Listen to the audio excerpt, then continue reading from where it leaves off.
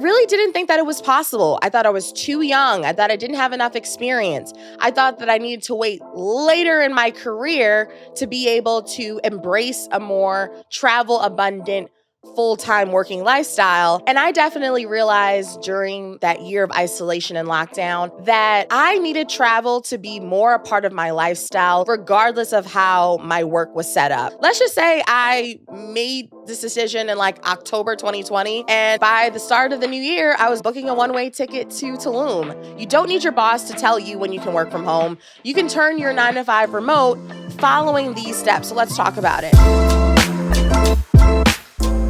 Welcome back to the 9 to Fly podcast.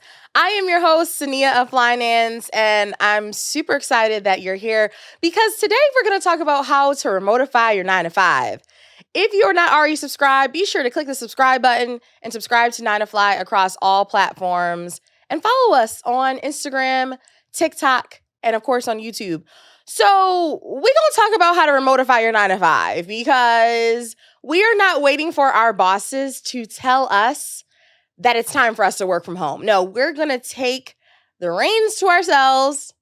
We are going to make our own 9-to-5s remote. So I'm super excited to share my own journey in making my 9-to-5 remote and tips that you can take along to make your 9-to-5 transition to remote work more seamless and successful.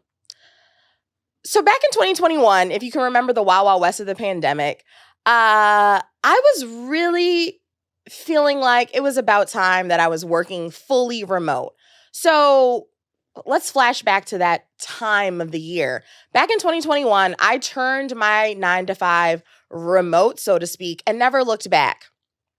During the pandemic, it really dawned on me that I had this dream. I had this wish of working fully remote, being a digital nomad, so to speak, being someone who could work and travel the world. But I really felt like my traditional 9-to-5, traditional office culture was holding me back. So I decided that I was going to create an opportunity for myself to become a digital nomad. But I really didn't think that it was possible. I thought I was too young. I thought I didn't have enough experience. I thought that I needed to wait later in my career to be able to embrace a more travel abundant full-time working lifestyle. But I was wrong. You know, the COVID-19 pandemic, I think for many of us, helped us see and reimagine how we wanted work to fit into our lifestyles. And I definitely realized during that year of isolation and lockdown that I needed travel to be more a part of my lifestyle, regardless of how my work was set up. So it really gave me that push that I needed to become fully remote and to really embrace it. So let's talk about how I did it. Back in 2021, I lived for 3 months solo in Tulum, Mexico. You might be wondering, well, why did you pick Tulum? Why Mexico? Well, back in 2021, there weren't many countries who had their borders open for unlimited travel. So Mexico made sense because there were open air borders. I could easily fly to Mexico and I could get back home to the US pretty smoothly.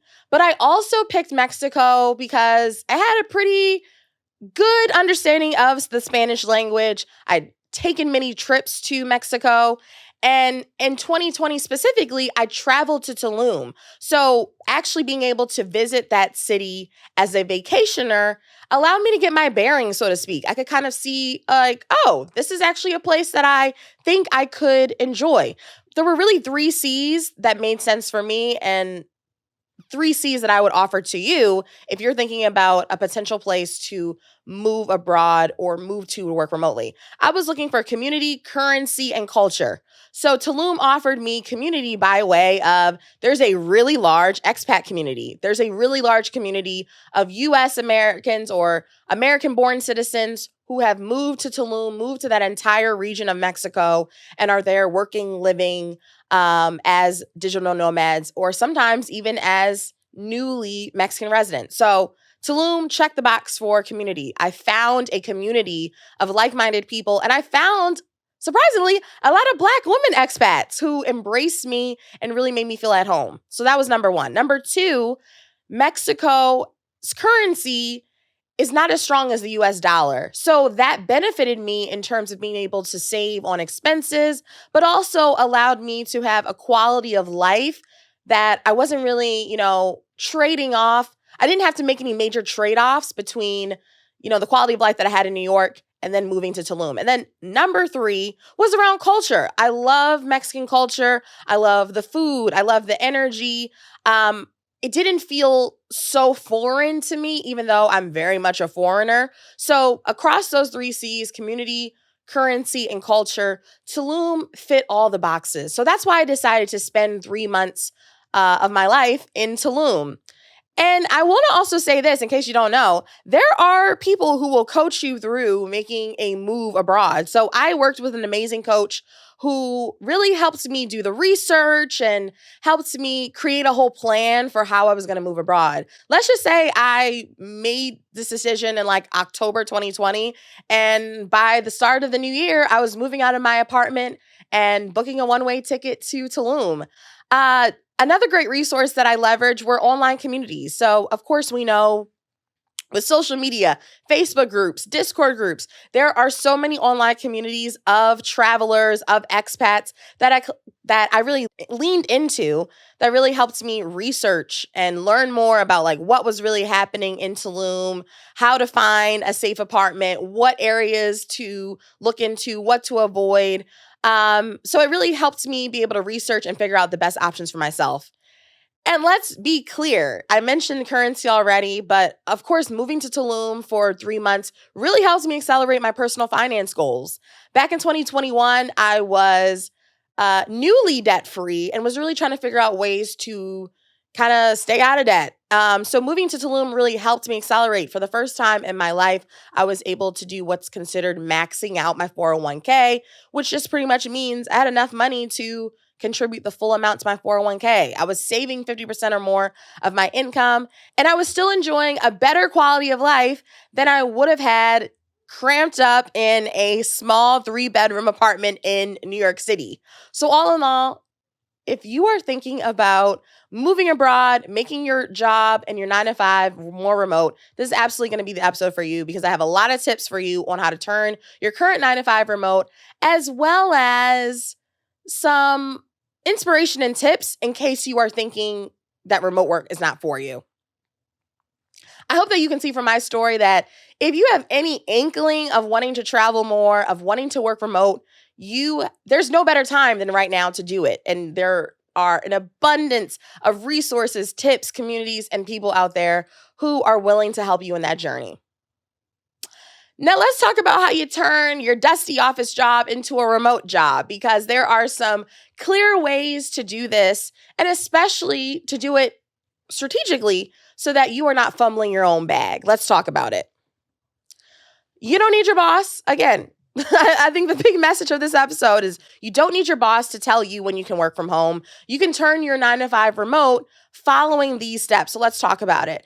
Number 1 is super important to do research on your own company's internal policies. Say you work for a company that you don't really want to leave, right? Maybe it offers you other opportunities for growth. You love the culture, whatever it means, right? You don't have to leave your company just to work remotely. But what you do need to do is understand if there are already policies in place around remote work. So a great place to look is your employee handbook, HR resources. I think many large companies, especially since the COVID-19 pandemic, have already built into place work from anywhere, work from home, or hybrid policies. So do your research on what exists. Now, if you work for a smaller company, sometimes these things aren't documented, and you might actually benefit from being one of the first people to raise their hand and say, hey, we don't have a policy. I want to make a recommendation, or I want to suggest a plan that's going to work best for me since we don't have any laid out policies in place. Do a little bit of finessing if you don't have a policy in place and really make a case to your manager.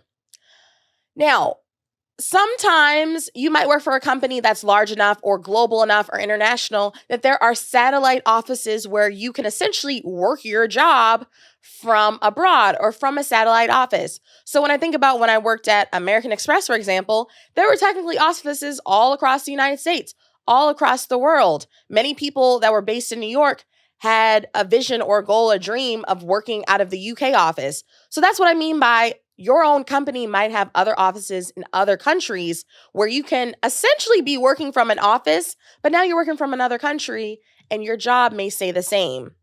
So be sure to do the research, right? Does your company have these kind of satellite offices?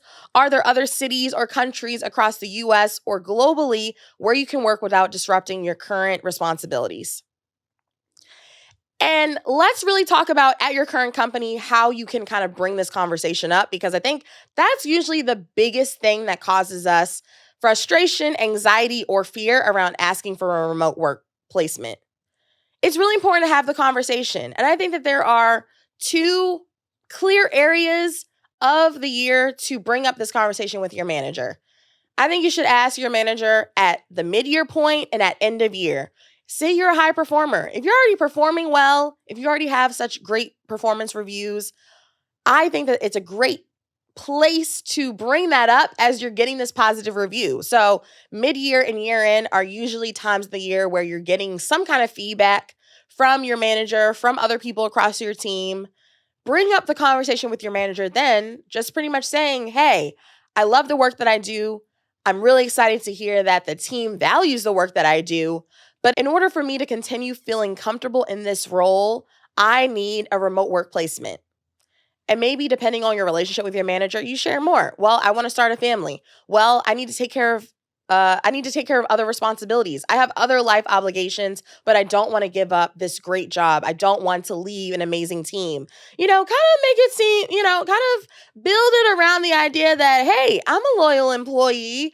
I just want the flexibility to be able to not always have to come into the office. So I would say really make a case again around your mid-year, around your year end, and create a plan with your manager, right? Maybe it can't happen immediately, but if you can create a plan with your manager to say, in the next quarter, I will be able to work one last day in the office, or in the next quarter, we're creating a plan where I only have to come into the office the first week out of the month. Realize that this transition to fully remote work might require baby steps at your current company. So just create a plan so that you're in lockstep with your manager around, this is what y'all need to see, and this is what I need to be able to feel comfortable in this job, okay?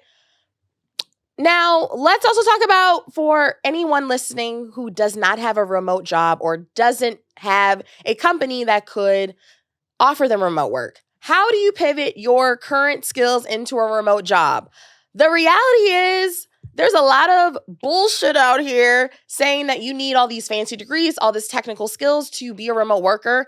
And that's just not true. That ain't it, okay? The reality is you don't need a special degree and you don't need certain technical skills to be a fully remote worker. So we're going to talk about it.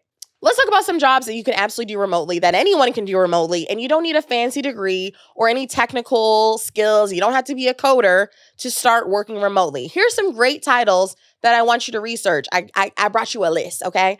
Operations manager. Pretty much anyone who likes to be in data, likes to do project management, can be an ops manager.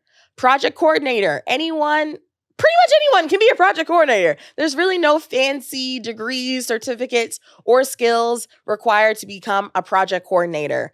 A web developer. You don't always necessarily need to know how to code to become a web developer. A basic understanding of HTML, CSS, or even just a basic understanding of a major web tool like Squarespace can allow you to start making money as a web developer.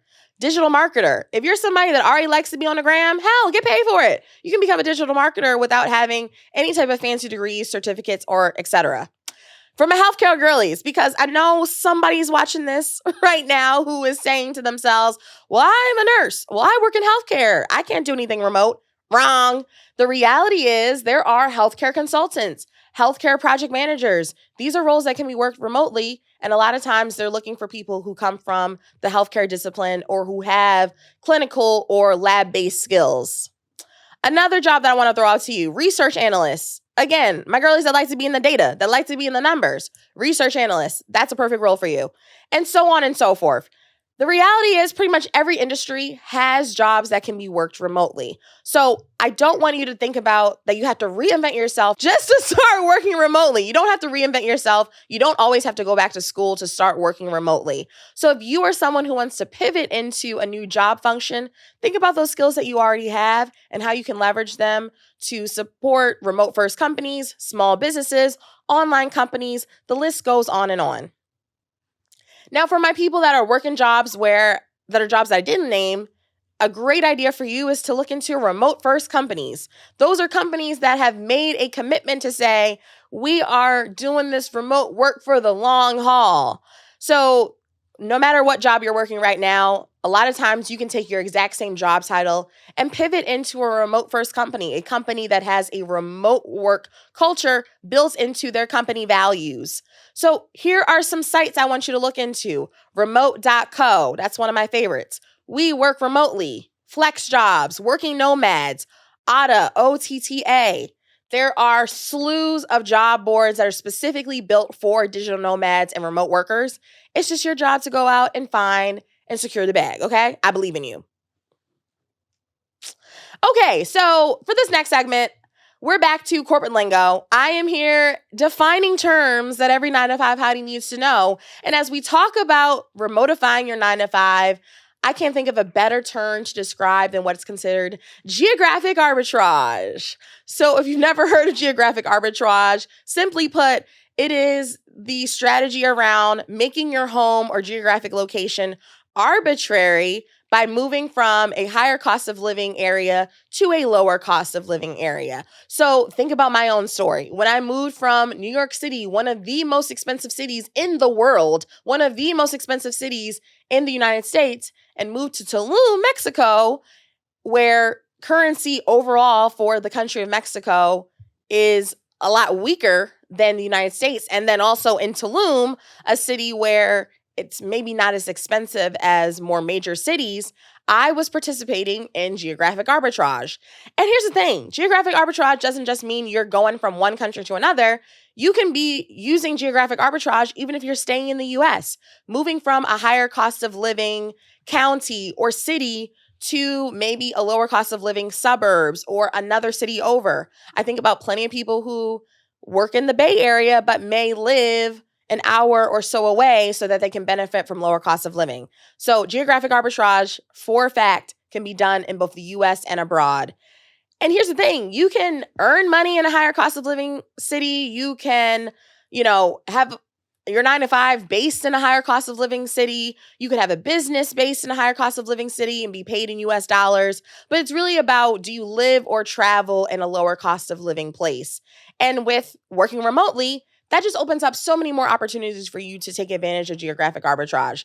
And let's just say this is a strategy that I did not come up with. I learned this strategy from many other financial freedom chasers, but this can really be a way to accelerate your path to achieving financial freedom. Many people who have given up their high cost of living US lifestyles, and you hear stories of people moving to Bali or Vietnam, that's geographic arbitrage. They realize that I have skills that I can be paid in US dollars for, but if I move to a city, country, state, or county where my cost of living is a lot lower, I'm obviously going to have more disposable income to put towards my wealth journey.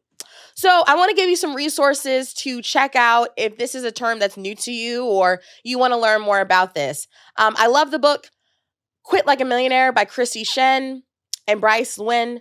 Great book. It was one of the first books that I read when I was learning about geographic arbitrage, and I know you'll love it.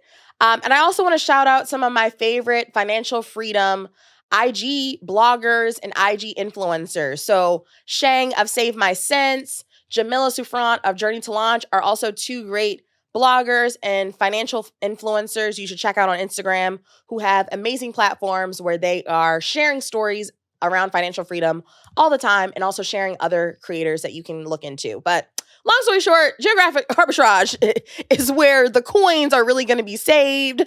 It's where you're really going to be able to accelerate your wealth journey. And the reality is you don't have to give up your quality of life to do it. So check it out. All right. So before we end this episode, you know what we're going to do. We are going to spend some time listening to the Hotti Hotline. This is my opportunity to answer live questions from you, my viewers. So if you have a burning question that you want me to answer on a future episode of 9 to Fly, be sure to check out my show notes and send me a voice message or a text so that I can answer your questions on a future episode. I'm going to answer a couple questions today because there have been so many good questions that have come in from viewers just like you. So here's our first question that we're going to answer today. Hi, Cinneah. Huge congrats to you on your podcast. Well, thank you, 9 to 5 Hotti. Your girl's stuck. Anytime I try to negotiate during offer time, I'm always hit with, sorry, this offer is non-negotiable. Maybe it's my approach. I work in healthcare and I'm starting to think that it's just the culture of the industry. Do you have any advice or scripts that could help build my confidence to further that conversation beyond the sorry? Thank you. Thank you so much for asking this question. I'm here to give you an answer. Here's the thing. When it comes to negotiating, especially negotiating internally, it's not always enough to just kind of demand, I need more money. Depending on your culture and depending on the culture of your industry, the culture of your company and your team, you might need to essentially plant the seeds and make a case before you actually ask for more money. So instead of the current approach where you're kind of saying, oh, during this offer time, I'm trying to negotiate for more money, I would even say early on in the interview process, really start to plant those seeds, make a case, really understand, is there a variable salary range that they're looking for? Really understand all of the components of the offer before you kind of get to that final round interview. I would also argue that, as we learned in a previous episode on 9 to Fly, there are more things that you can negotiate beyond just salary. So if you meet a recruiter in your industry, maybe in healthcare, who's not willing to budge on the base salary, maybe you should think about negotiating other parts of your offer, right?